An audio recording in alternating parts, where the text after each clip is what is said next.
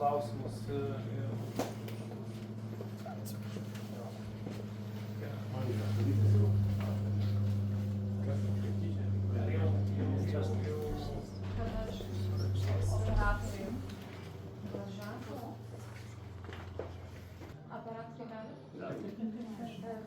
Iš esmės, kas buvo aptarta šiandien susitikimo metu? Tai šiandien kartu su Humanit Lietuva vadovė ir akcininkų iš Vokietijos, jie atvažiavę dėl susidariusios situacijos spręsti klausimų, aptarėm įmonės būklę, pasiruošimą, vykstančius tyrimus ir tai, ką įmonė yra pasiruošusi padaryti, kad taptų gerų kaimynų Pagirių bendruomenė. Gali tapti gerų kaimynų? Manau, kad taip. Ką reikia jiem padaryti, kad jie taptų gerų kaimynų, nes dabar kaip, iš visko atrodo, kad jis dabar labai blogas kaimynas. Taip, tikrai galima susidaryti tokį įspūdį, tokią, kaip sakyt, nuomonę, bet manau, kad prie viso to, kas įvyko, tai yra tas incidentas prieš porą savaičių savaitgalį, kas tikrai yra nedovanotina klaida ir tą jie pripažįsta, yra pasiruošę tai suvaldyti, bet yra labai daug, tokio, sakykime, visuomenės įsibaiminimo ir ten tie plastikai, kurie renkami dabar iš visur aplinkui ir atrodo, kad, kas Pagiriuose beatsitiktų, jeigu neduok dieve kokią katę pervažiuos, tai irgi bus Humanitas kaltas, tai mes jau truputį išėjome iš racionalaus dialogo ir tai nėra malonu nei vienai pusiai.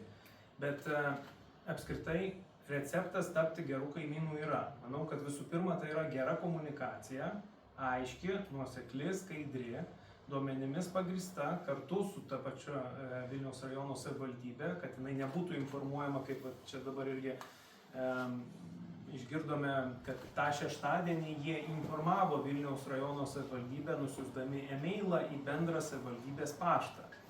Tai suprantam, kad šeštadienį info@vrsa.lt niekas neskaito. Tai ar galima manyti, kad savivaldybė yra informuota tuo metu, kai savaitgalį nusiunti tokį elektroninį laišką, tai akivaizdu, kad ne. Tai gal reikia savivaldybei skaityti savo laiškus?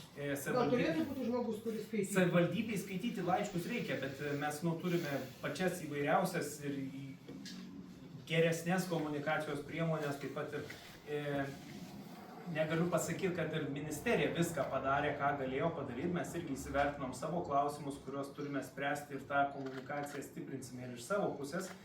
Bet iš esmės mes norime tą kamuolį grąžinti į Humanito rankas. Manau, kad jie turi tą tapimą gerų kaimynų įvykdyti. Tai vienas dalykas - komunikacija, bendravimas su Vilniaus rajono savivaldybė, merų, bendruomenė ir paaiškinimas viso to proceso, kas ten vyksta.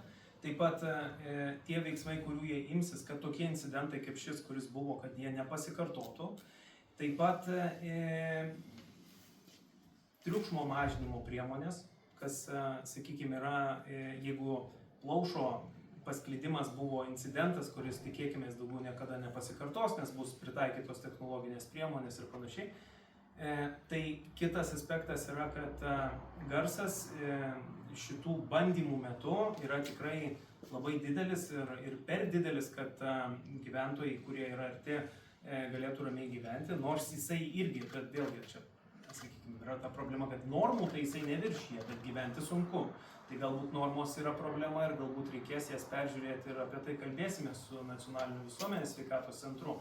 Bet manau, kad svarbu, kad įmonė prisiima šitą atsakomybę ir dės visas pastangas tiek į oro kokybės monitoringą, duomenų pateikimą realiu laiku ir bandymą kalbėtis, paaiškinti situaciją, paaiškinti, kad plaušas tai gali iš jų ateiti ir tai buvo incidento dalis, dėl to jie apgailestauja, klaidos pasitaiko ir žinoma yra labai nemalonu, bet ten, sakykime, kai kurie dalykai mes matom tokių, jau keistų reikalų, kur jau viskas pripiešiama tam, kad atsirado gamykla ir todėl visa kita yra blogai. Ministre, dėl komunikacijos avarija įvyko iš penktadienį į šeštadienį naktį. Gyventojai sakė, kad daugiau informacijos iš įmonės sužinojo tik sekmadienį po to, kai patys inicijavo susitikimą su įmonės atstovais. Tai ar iš esmės tokio dydžio įmonė, kai ateina į miestelį, ar na, tas komunikacijos mechanizmas jau neturėjo būti kažkaip apsvarstytas, apkalbėtas, kaip bendrauti su bendruomenė įvykus tokiems incidentams?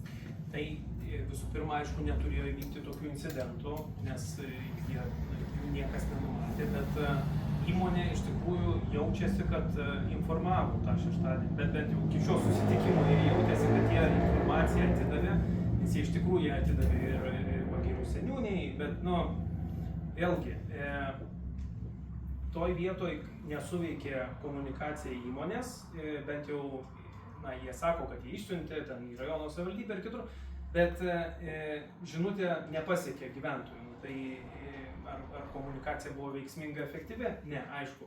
Kitas dalykas, žinot, oficialios žiniasklaidos ir taip pat savivaldybės tinklalapių ir perspėjimų niekas neskaito savaitgalį, tiesiog pamatė, kad yra problemos ir tada pradėjo aiškintis. Tai čia šitas momentas yra irgi, manau, svarbus ir paminėtinas.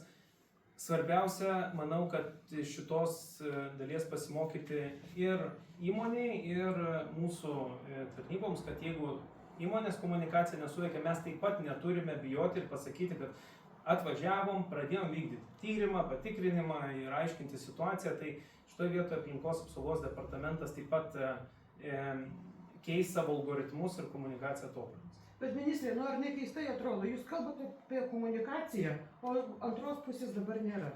Tai jūs pasitikit jais, jų komunikacija, juk jie dabar galėjo viską ir pasakyti. Juk jiems buvo duotas šansas pasakyti, o jie netėjo, jūs tik vienas atėjot. Tai apie kokią komunikaciją jūs kalbate? Ar čia nėra paprasčiausias pataikavimas? Pataikavimas? Investicijoms. Mano jiems? Investicijoms. Kokiu būdu aš pataikavau? Nežinau, aš tai klausiu. Tai patikslinkit klausimą. Tai aš ir klausiu, ar nėra jūsų pataikavimas. Jūs kalbate apie komunikaciją, kad nėra kažko nepasakyta, kažkas blogai pasakyta. Jūs sakot, kad jie turi pasimokyti tos komunikacijos. Ir dabar jie čia nepasimokė. Jie išėjo namų darbų darytis, galbūt dar jų nepadarė, komunikacija neužsims ir gal yra geriau parašyti aiškiai raštu, negu prišnekėti paskui ir aiškintis, nes jų, sakykime, kiekvienas žodis yra labai stipriai vertinamas ir iškreipiamas ir pateikiamas per visas prizmes. Tai šitas momentas yra ir jie planuoja trečiadienį susitikti su Vilniaus rajono meru. Tai manau, kad galbūt tenai jau pasiekę kažkokiu bendradarbiavimo rezultatų galės plačiau paaiškinti, kaip visa tai yra. Ir aš manau, kad apskritai jie turėtų daugiau komunikuoti, jie tą šiandien išgirdo, galbūt ta žinia ir noras jiems nėra ypatingai malonus ir trečiadienį gal jau priims tą savo dalį. Praėjusią savaitę sakėt, kad ministerija planuos atlikti išsamų įmonės tyrimą, ar šis planas išlieka? Tai šiuo metu tyrimas vyksta.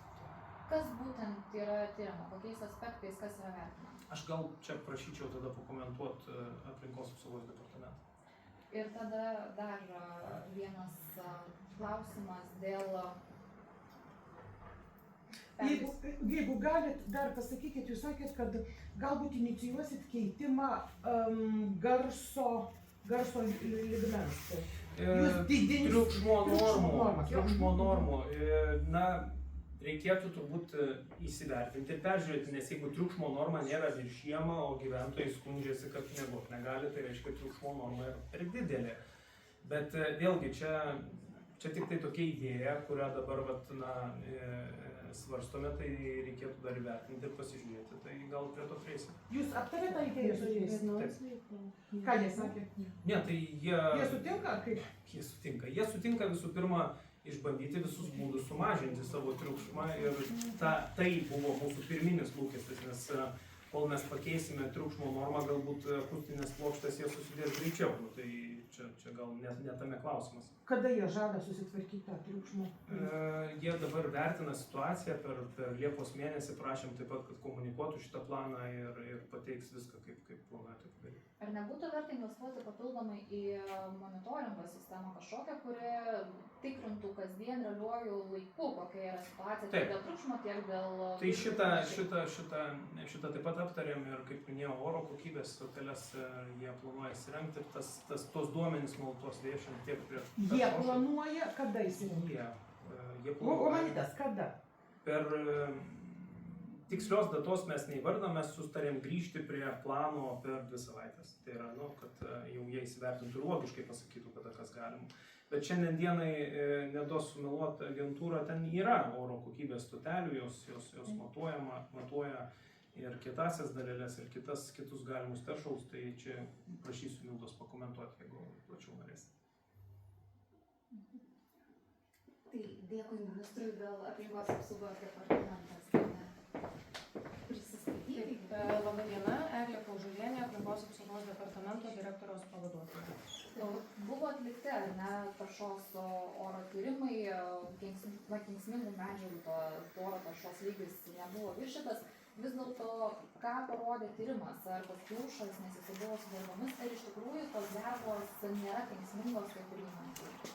Taip, tai visų pirma, svarbu žinoti, kad taip, departamentas tikrina faktus, pagrindiniai kontrolės principai tai yra leidimo sąlygų laikymasis ir taip pat bendrų aplinkosauginių reikalavimų laikymasis, nes kaip žinome, į leidimus visko nesudėsime.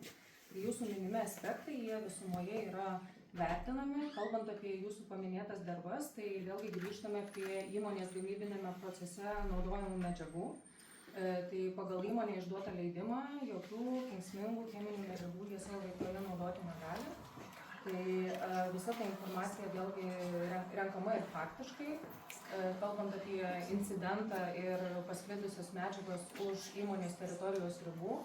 Tai šioje vietoje indikacijų, kad tai gali turėti, preliminariai vertinant įtakos, sakykime, sveikatai, čia labiau turėtų vertinimą pateikti Nacionalinės visuomenės sveikatos centras. Mūsų aktualus klausimas tai yra aplinkos tarša, oro kokybės būtent reikalavimų išlaikymas ir tie tyrimai, kurie buvo atlikti, jie parodė, kad mūsų bendrai sutarti ir teisės aktų patvirtinti kokybės reikalavimai jie nebuvo viršyti. Ir toliau, galbūt pratęsiant jūsų klausimą, svarbu pažymėti, kad šioje vietoje kontrolė nesibaigia, nes iš tiesų yra pradėtas ir tuo pačiu dėl incidento patikrinimas, bet ir planinis patikrinimas, siekiant įvertinti leidime numatytus įmonės veiklos aspektus, kurie galėtų turėti įtakos ir galėtų galbūt sąlygoti taršą į orą, vandenį, žemę. Tai šie aspektai vėlgi turėkime omeny, kad įmonė neveikia pilnų pajėgumų. Tai tikrinti matyti popierinę prasme tai nėra labai tikslinga ir niekieno tokia informacija ir nenuramintų. Tai vertindami pagal tai, kokie procesai vyksta, taip pat tyrimai yra užsakomi ir atliekami pagal klimatinės sąlygas.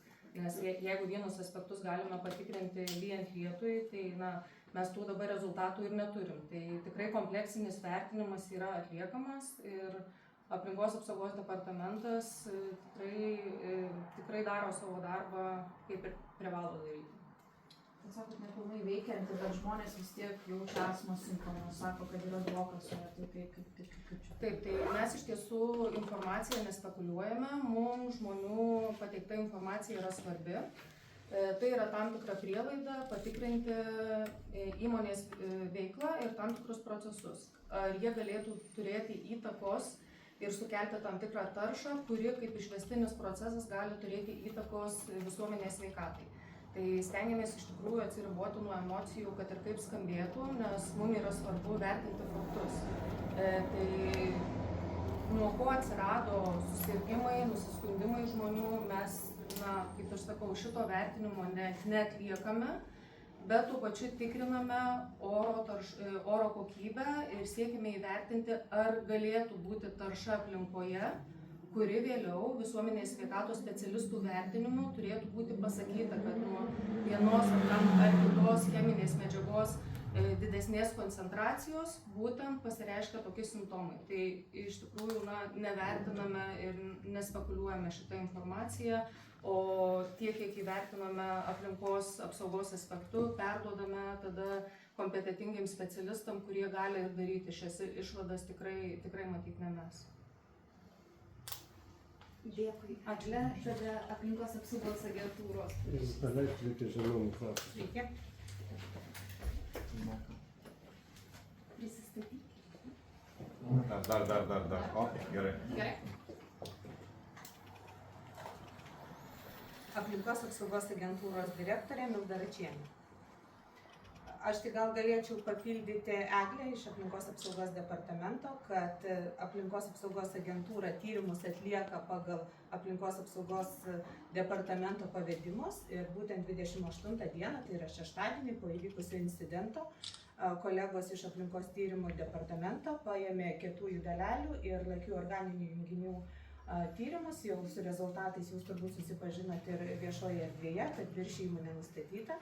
Ir taip pat, kaip Eglė minėjo, Liepos 2 dieną pagal planinį patikrinimą aplinkos apsaugos agentūros specialistai paėmė teršalus iš bioskruberio kamino, kur žmonės identifikuoja, kad gali būti vienas irgi iš pagrindinių taršos šaltinių. Tai atlikti formaldehido ir kietųjų dalelių ir lakių organinių junginių tyrimai. Rezultatai bus šią savaitę. Taip pat Liepos 3 dieną buvo paimti mėginiai aplinkos ore, laikantis tų pačių principų, tai yra 3 taškai pavėjinėje pusėje skirtingų atstumų nuo įmonės teritorijos ir 1 taškas prieš vėją, kaip foninis taškas įvertinant, kokia yra foninė koncentracija teršalų.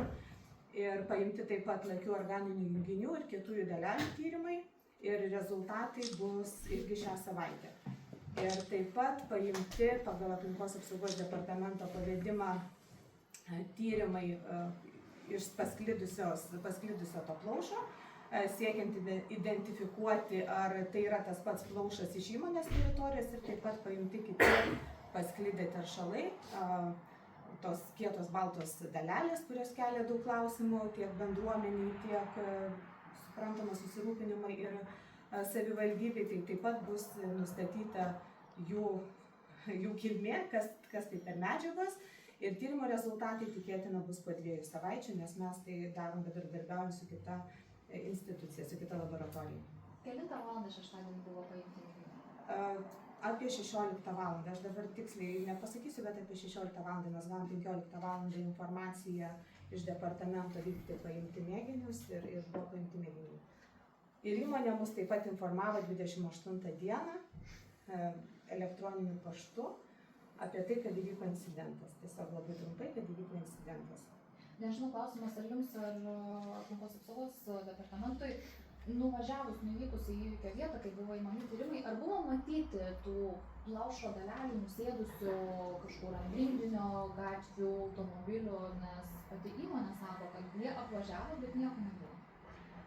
Kiek kolegos minėjo, sakė, buvo sudėtinga surasti, nes patys suprantat, buvo didžiulės vėjas naktį ir tikrai tas pasklidimas, kadangi tai yra lengvos dalelės ir ne, pasklido jos gan greitai, tai buvo momentinė tarša ir tik pavyko nuo automobilio paimti, man atrodo, dalyvavo ir visuomenės atstovai, aš dabar bijau suklysti, bet tikrai buvo sudėtinga surinkti mėginį, nes jau buvo tikrai ta tarša pasklidusi tos plaušo dalelės pasklidusios. Tada klausimas, kiek iš tikrųjų tikslus gali būti tyrimo rezultatai, jeigu tos dalelės buvo pasklidusios, išpustytos, ar ne, kiek iš tikrųjų tada atspindi tą realią taršos galimybę ir tą grėsmę, kuri buvo? Suprantate, netgi ribinės vertės yra nustatomos tam tikram periodui, tam tikram periodiškumui. Ta prasme, yra pusės valandos, yra valandos, yra metinės ribinės vertės. Tai tas momentinis pasklidimas, jis tikrai galėjo būti ženklus dėl didelių vėjo gūsių.